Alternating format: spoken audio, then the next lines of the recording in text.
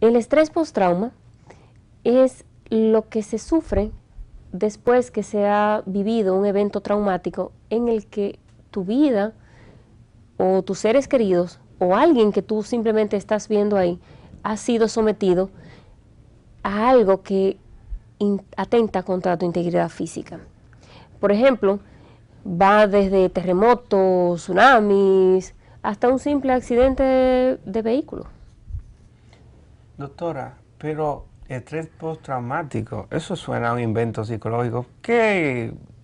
¿Por qué se diagnosticó como un problema, como una enfermedad? Bueno, en el DSM-4 renovado, que es el libro de las enfermedades psiquiátricas, está ya desde 1982 como una de las principales enfermedades causantes de lo que es un alto grado de ansiedad y que a su vez degenera muchas otras enfermedades de las cuales imagino hablaremos más adelante. A finales del siglo XIX ya hubo muchos médicos que notaban que las personas que venían de la guerra, por ejemplo, se sentían diferentes y veían las cosas diferentes que los que nos quedábamos en las casas, por decir así. Inclusive Freud le llamó ansiedad histérica.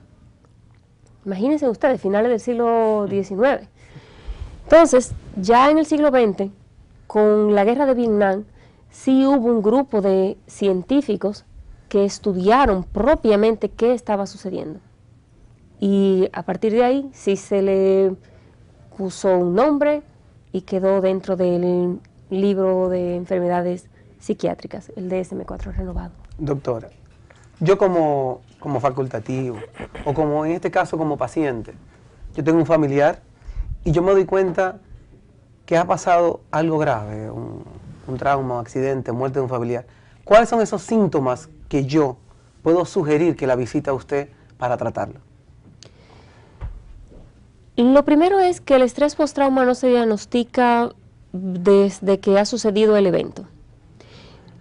La muerte del familiar, que es un caso muy común, puede depender. La persona puede sentir una simple depresión, sentirse down, y es simplemente eso, en nuestro tiempo de luto, de recogernos, de sentirnos tristes. Ahora bien, si esta persona andaba con el otro en el vehículo y fue un accidente y le vio fallecer, por ejemplo, entonces sí puede sentir ciertos síntomas como, por ejemplo, saltos en la cama, pesadillas, problemas de apetito, no querer salir, no querer pasar por donde fue el evento, problemas con la pareja, problemas con el trabajo, pensamientos repetitivos. Y si les sigo contando, el programa no alcanza.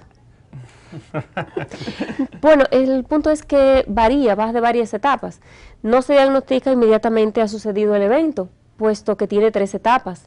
Una primera etapa, que es la recién ocurrido, que es normal que surjan todas estas cosas, desde náuseas, visión borrosa, una serie de cosas.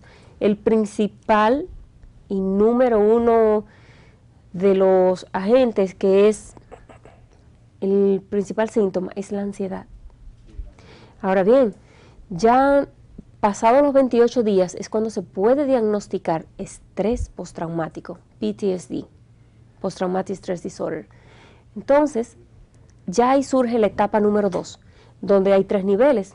Un nivel de medio ambiente, en donde cualquier cosa puede despertar todo lo ocurrido.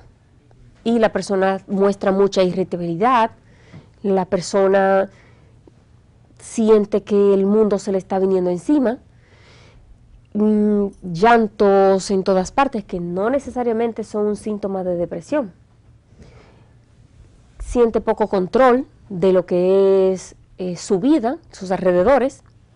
Hay una otra parte que es una parte encefálica, en donde el individuo ve el accidente o el evento, no tiene que ser necesariamente un accidente, puede ser en este país, por ejemplo, que hay huracanes a cada momento, no tan reciente, pero aún sentimos el temor cuando hay un terremoto, puesto lo que vivimos con Haití. Sí. Desde que hay cualquier tembloncito de tierra, ya todo el mundo está debajo de los lindeles de las puertas por el temor, y más que sabemos algo geográfico, yo no sé mucho de eso, pero que estamos en cierta falla, ese es otro tema.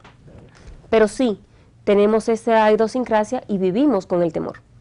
Entonces esa parte encefálica hace que el individuo vea en cámara lenta lo que sucedió todo el tiempo y ese pensamiento repetitivo y repetitivo.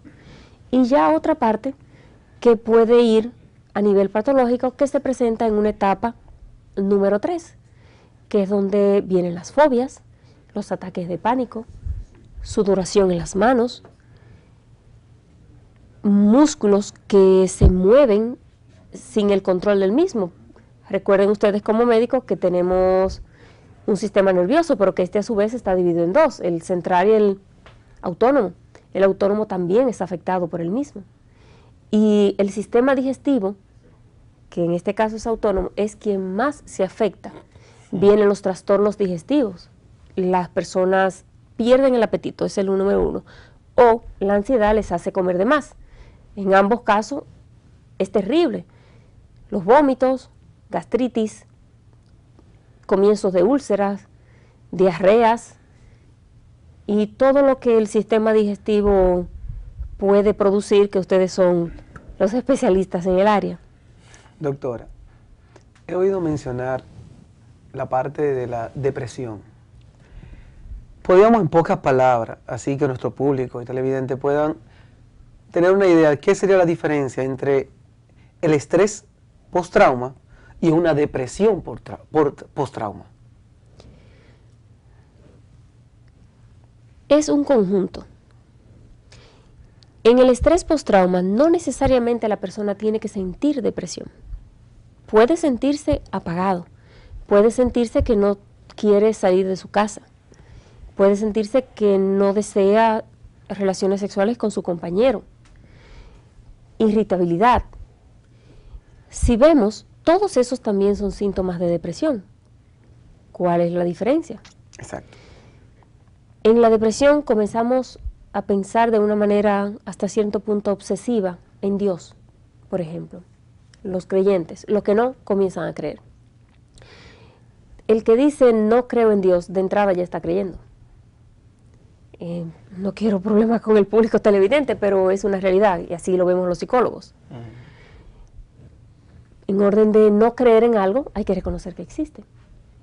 Bien, las personas comienzan a tener ese sentimiento de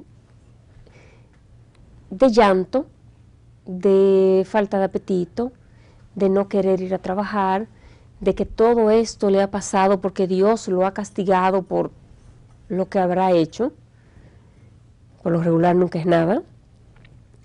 Y una serie de cosas más que ya son depresión, pero que entrarían en la fase 3 de lo que es estrés post-trauma, por lo que se diagnosticaría después de los 28 días. Una cosa muy, muy importante. No solamente para identificar el estrés post-trauma no tiene que ir donde el psicólogo. Ustedes están en el compromiso y en el deber de poder y saber identificar estrés post-trauma. Usted es doctor pediatra. Sí. ¿Cómo sabe que un niño está sufriendo?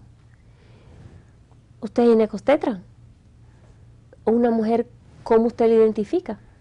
Si tiene un listado de unos 10 síntomas y de ellos hay 5 que corresponden, envíela a alguien de salud mental. Hay formas que usted puede irles ayudando. Sin embargo, el especialista es el de salud mental, indiscutiblemente. Pero todo el mundo, aún no esté en el área de salud, pienso, entiendo, y así se me enseñó, está en la obligación de poder identificar estrés post-trauma.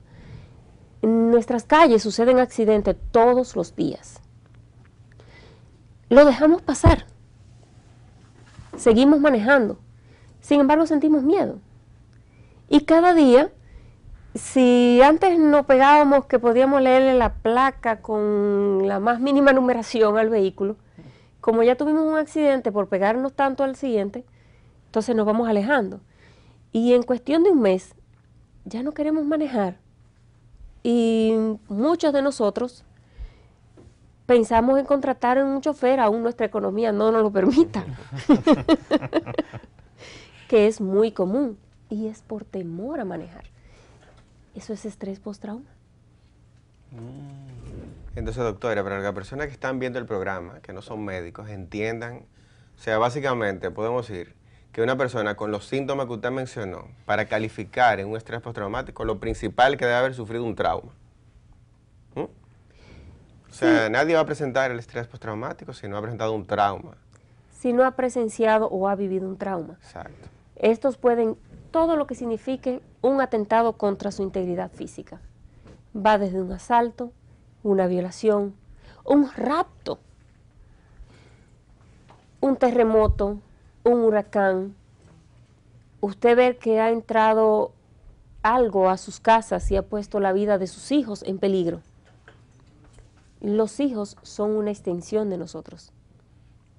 Y cualquier cosa que veamos que nuestro hijo está en peligro, ya nosotros estamos en alerta. Eso es el estrés, estar en alerta. Nuestro sistema inmunológico y nuestro sistema nervioso se ponen en alerta. Trauma, porque uno se queda pensando con ello. Las personas piensan y piensan. Ahora, el diagnóstico como tal, donde puede referirse, ya sea donde el psiquiatra, el psicólogo, si bien se puede ir tratando desde el día siguiente del evento ocurrido, ya para etiquetarlo, por ponerle así, hay que esperar a los 28 días y ver si entra a una tercera etapa que con suerte no llegan a entrar a la misma. Pues vamos a una pausa y continuamos con la doctora Rocío Lizardo y este